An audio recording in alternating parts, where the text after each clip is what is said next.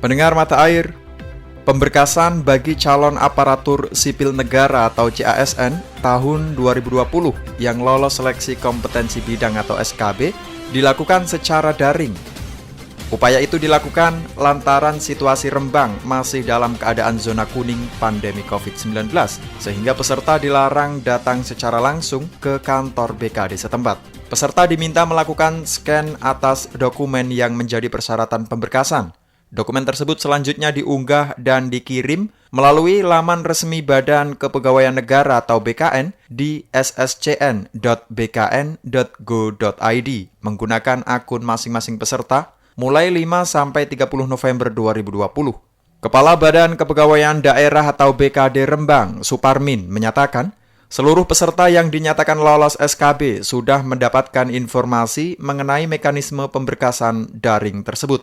Kemudian kemarin setelah diumumkan hasil SKB, setelah ada masa sanggah 3 hari, ini tahap pemberkasan. Tahap pemberkasan pun dalam rangka pencegahan COVID, maka tidak datang langsung, tidak tatap muka, tidak ada berkas fisik, jadi hanya lewat online. Semua di-scan lewat online. Nanti BKD memproses, langsung ke BKN. Itu sampai akhir November ini ya, mulai kemarin ya. Jadi setelah masa sanggah 3 hari, tanggal 4 itu sudah masa sanggah 3 hari. Setelah tanggal 4, berarti mulai tanggal 5 itu sudah bisa dilakukan pemberkasan.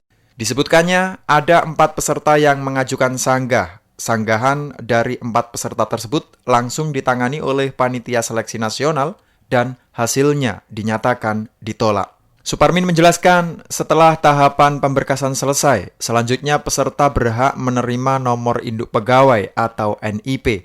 Sebagaimana yang sudah diarahkan oleh Badan Kepegawaian Negara, tahapan penetapan NIP dijadwal selesai Desember 2020, yang menambahkan jika ternyata surat perintah mulai kerja atau SPMT ditetapkan pada 1 Januari 2020, maka sejak saat itu pula Pemkab Rembang harus mulai mengeluarkan gaji kepada CASN.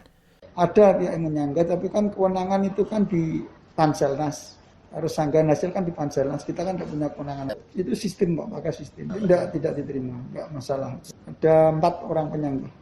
Ya ada hasil, biasa kan yang tidak lolos kan biasanya mempertanyakan itu. Karena sudah pakai sistem di sana, sistemnya seperti itu ya nggak bisa semua transparan kan, nggak bisa diintervensi oleh siapapun. Kemudian kalau bicara administrasi, kita kan sudah ada peluang waktu pendaftaran. Secara administrasi ada ruang sanggah berapa hari itu ketika ditolak, secara administrasi ada masa sanggah. Di sanggahan yang administrasi sudah tidak kita terima karena ada ruang sanggah administrasi waktu dulu seleksi administrasi. Penetapan NIP, ya, jadi nanti setelah setelah pemberkasan dan penetapan NIP, harapan dari BKN Panselnas kalau bisa ya per Desember penetapan NIP-nya. Setelah itu tergantung dari Pemkab, SPMT-nya mulai kapan. Kalau mulai 1 Januari artinya nanti pemerintah daerah menggaji mulai bulan Januari. Itu sudah selesai artinya.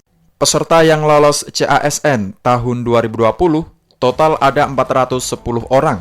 Perinciannya 32 orang pendaftar tenaga teknis, 129 pendaftar tenaga kesehatan, serta 249 orang pendaftar tenaga pendidikan.